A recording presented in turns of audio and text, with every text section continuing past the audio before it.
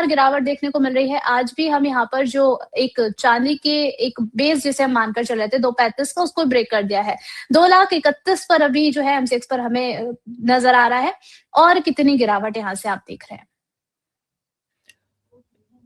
ये सुरभजी जी देखेंगे international level से जिस हिसाब से मार्केट फिलहाल कर रहा है, तो यहाँ पे करीबन 74 का अच्छा सा एक मोमेंटम यहाँ पे दिख रहा है, जहाँ पे करीबन जो बैरियर बन चुका है वो करीबन 71 जो है ऊपरी लेवल, निचले लेवल के लिए, और ऊपरी लेवल के लिए 78 का बैरियर है। तो समवेयर इसी प्राइजेस को हम लोग डोमेस्टिक मार्केट में देखें तो करीबन 2,25,000 से लेके ऊपरी साइड में 2,40,000, ये फिलहाल के लिए एक काफी स्टेगनेंट लेवल है, जहाँ पे हम लोग चॉपीनेस देखेंगे आने वाले समय में भी। कुछ खास ऐसे इंटरनेशनल लेवल से क्यूज नहीं आते हुए दिख रहे हैं पूरे या अभी आने वाले वीक में भी। तो समवेयर ये वॉलिडिटी जो है इसी सीमित दायरे में होते हुए हम लोग को दिखेंगी।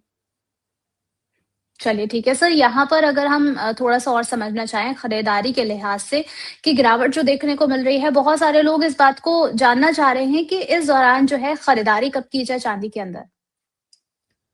देखेंगे कि ये टोटल और ओवरऑल हम लोग अभी फिलहाल इकोनॉमी के हिसाब से देखेंगे तो इन समवेयर एक ग्लोब जो डेट है उसको एक रिकग्नाइजेशन से हम लोग देखेंगे, तो समवेयर एक सपोर्टिव रोल प्ले होते हुए दिख रहा है गोल्ड सिल्वर की तरफ से।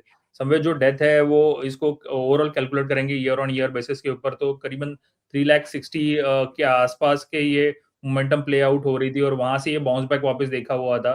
लेकिन अभी यहाँ पे करंट सिनेरियो में क्या देखेंगे तो समवेयर एक 2,20,000 से लेके यहाँ पे 1,80,000 के यहाँ पे एक अच्छा दिखेगा हम लोग बाउंस बैक करते हुए, और प्राइसेस जो अगेन एक बार के लिए 2,70,000 से लेके 3,00,000 के आसपास रुक करेंगी। ओके, तो ये इन लेवल्स को आप बिल्कुल चांदी के अंदर बनते हुए देख सकते हैं। सर, अगर हम थोड़ा-सा गोल्ड को भी अभी समझना चाहें, गिरावट के लिहाज से अगर गोल्ड देखें तो बहुत ज़्यादा गिरावट इसमें देखने को नहीं मिली, एक रेंज में चलता हुआ नज़र आ रहा है। यहाँ पर प्राइसेज़ को आप कैसे देख रहे हैं सर आगे के लिए? देखिए इसको हम लोग अगेन जो जेम्स एंड ज्वेलरी के टाइप से जहाँ से जो डिमांड क्रिएट हो रही थी वहाँ पे हायर हाई बनने की वजह से प्राइसेस काफी एक life time high cross out कर रहे थे, तो वहाँ पे डिमांड जो है थोड़ा स्लगिश हो गई थी और अभी प्राइसेस वापस आपके कहाँ पे तो स्टेबलाइज होते हुए दिखे हैं।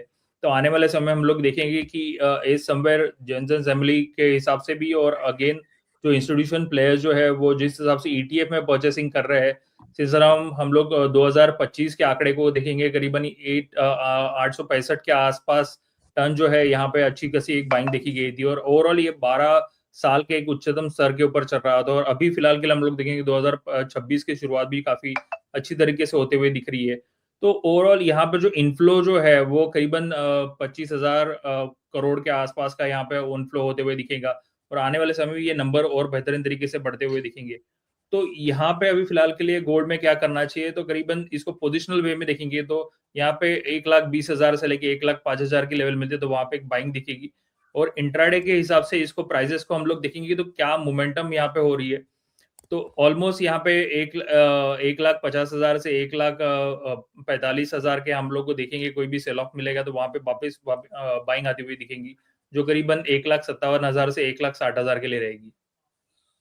ओके, यहाँ पर साथ-साथ क्वेश्चन भी हम लेते हुए चलते हैं ताकि आसानी रहे, बार-बार एक क्वेश्चन रिपीट ना हो। एक आईटी से क्वेश्चन आया है, कह रहे हैं कि hello good evening sir, physical gold और कितना ज़्यादा इसके जो प्राइस है वो हम डाउन होते हुए देखेंगे? क्या प्राइसेज़ जो हैं वो नेक्स्ट वीक हमें राइज़ होते हुए नज़र आएँगे जब चाइना न्यू ईयर हॉलिडेज़ खत्म हो जाएँगे और जियोपॉलिटिकल इश्यूज़ भी साथ ही साथ चल रहे हैं?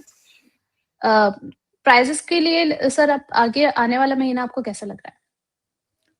देखेंगे जैसे अभी दर्शक ने सही कहा कि यहाँ पे जैसे ही वहाँ पे हॉलिडे खत्म हो जाएंगे न्यू ईयर वाले, कि यहाँ पे जिस हिसाब से डिमांड आएगी तो सबसे पहले जो है चाइना का जो इन्फ्लो होता है वो बेस मेटल की तरफ ज्यादा करके रुख करता है। तो यहाँ पे सबसे पहले जो अभी जो गोल्ड ने जिस तरह से स्टेबिलिटी रखी है, तो समवेयर यहाँ पे सिल्वर जो है पहले अच्छा सा एक मोमेंटम प्ले आउट होते हुए दिखेगा। तो प्राइजेस अगेन सबसे पहले जो बाउंस बैक करेगी स्पेशस मेटल में से वो चांदी रहेगी, और गोल्ड जो है यहीं पे कहीं पे तो स्टेबल रहेगा।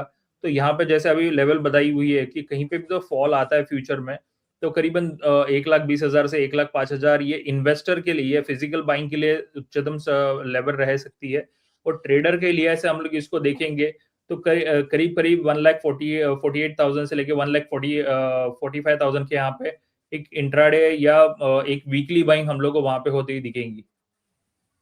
ओके।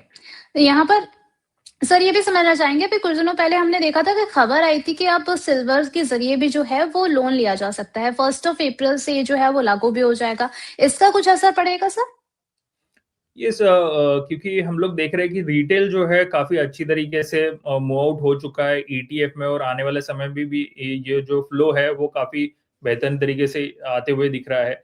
तो यहाँ पे कोई राइट लेवल मिलेगी लोअर लेवल पे, तो यहाँ पे और अच्छी खासी बाइंग होगी। जैसे मैंने अभी थोड़ी देर पहले कहा, जो ड्रिवन हो रहा है फिलहाल के लिए नंबर जो है 2000 जैन फरवरी के आसपास के जो है, अभी तक के उच्चतम लेवल के ऊपर चल रही है। करीबन 25,000 करोड़ का जो है इनफ्लो देखा जा रहा है, और म्यूचुअल फंड और अदर फैक्टर्स के हिसाब से भी अच्छी ऐसी बाइंग हो रही है।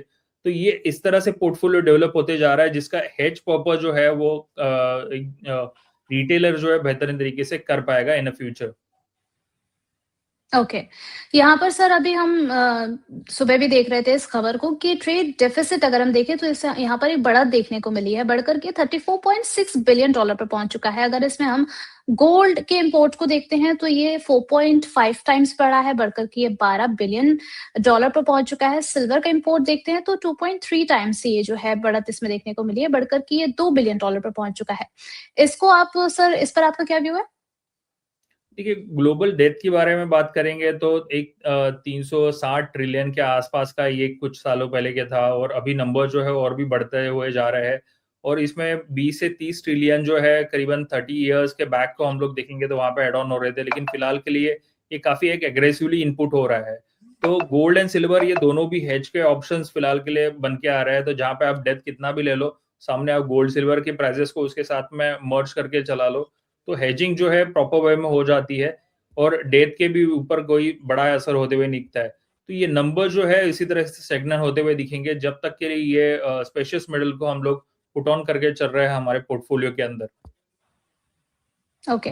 सर हम ईटीएफ के बारे में भी बात कर रहे थे, पिछले सेशन में भी हमने चर्चा की थी कि ईटीएफ के अंदर बहुत सारे लोग फँसे हुए हैं। अब यहाँ पर जो है सेबी ने इस नुकसान को थोड़ा-सा कम करने के लिए प्रपोज़ल जो है वो दिया है डायनामिक प्राइस बैंड लागू करने का, जिससे थोड़ा-सा जो लोग हैं उनको नुकसान कम झेलना पड़े। इससे आगे की स्थिति को आप कैसे देख रहे हैं सर? कुछ सुधार आएगा इससे?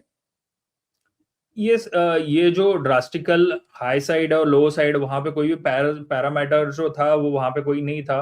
तो समवेयर एक ऊपरी सर्किट, लो सर्किट लगना, ये जो काफ़ी एक चिंताजनक था कि जो भी रिटेलर पार्टिसिपेट कर रहे हैं उनके पोर्टफोलियो को काफ़ी उठापटक देखने के लिए मिल रही थी। तो ये करीबन क्लॉज जो है वो काफ़ी हेल्पफुल हो जाएगा, जहाँ पे एक स्टेगनेंट मूवमेंट हम लोग को देखने के लिए मिलेगी, और जो इनफ्लो है बाय द एनी इंस्टीट्यूशन के पास से आते हुए, तो उसी के साथ में उसका रिटेल भी जो है बेहतर तरीके से इस्तेमाल कर पाएगी उनके पोर्टफोलियो को हेज करने के लिए, या नया पोजीशन ईटीएफ में ऐड करने के लिए। ओके, यहाँ पर एक और सवाल आया है सर ज़रा जानना चाह रहे हैं कि क्या अभी फ़िज़िकल गोल्ड और फ़िज़िकल सिल्वर जो है इन्वेस्टमेंट पर्पज़ के लिए खरीदना ठीक है? और दिवाली जो है वो 2026 की दिवाली तक हम इनके प्राइसेज़ क्या एक्सपेक्ट कर सकते हैं? देखिए, सबसे इवेंट जो अभी फिलहाल के लिए बन के आ रहा है वो मई में चेयरमैन बदलने के बाद जो है वो चल रही है, और यहाँ पे जो आने वाले चेयरमैन हैं उनका काफ़ी एक अलग से एक अनुभव दिख रहा है मार्केट में। तो इनके जब ये पहले भी सलाहकार हो चुके हैं डोनाल्ड ट्रंप के, और यहाँ पे आने वाले समय में वो देखेंगे किस तरह से एग्रेसिवली पार्टिसिपेशन कर रहे हैं। सपोज वो उन्हीं की तरीके से मार्केट में रिएक्ट कर रहे हैं, उनका पार्टिसिपेशन दिखा रहा है, तो डॉलर के ऊपर इम्पैक्ट होते हुए दिखेगा। तो डॉलर इंडेक्स सपोज यहाँ पे कोई भी और प्रेशराइज होता है, वो 94 डॉलर जो उन्हें पकड़ के रखा हुआ है वो लेवल स्तर को वो तोड़ देता है, तो हम लोग को गोल्ड सिल्वर में एक नया अगेन एक बार के लिए उछाल देखने के लिए मिलेगा। तो यहाँ पे क्लोजली वॉच करना चाहिए कि ये जो मई जून जुलाई का जो टाइम जोन है, वहाँ पे जो नए फेड चेयरमैन आएंगे उनके स्पीच किस तरह से रहेंगे।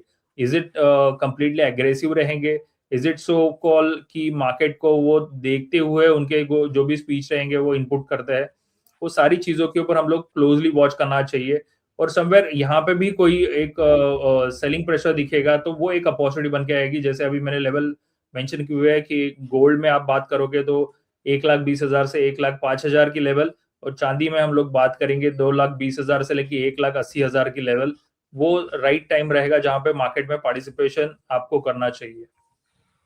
ओके, यहाँ पर जो है सर साल की शुरुआत से ही लोगों के मन में एक बात जो थी वो पूरी तरीके से बैठ गई थी। मतलब एक वो बात स्टक हो गई थी कि अब सिल्वर के प्राइसेस नीचे नहीं जाएँगे, अब ये ऊपर की तरफ ही जाते हुए नज़र आएँगे। अभी अगर हम देखें तो डाउनसाइड जो नज़र आ रहा है, अब फिर से लोगों के मन में ये थोड़ी-सी जो क्यूरियोसिटी है जानने की कि क्या सिल्वर जो है वो दोबारा हमें 2.5 लाख जो है वो इसी महीने में आता हुआ नज़र आएगा?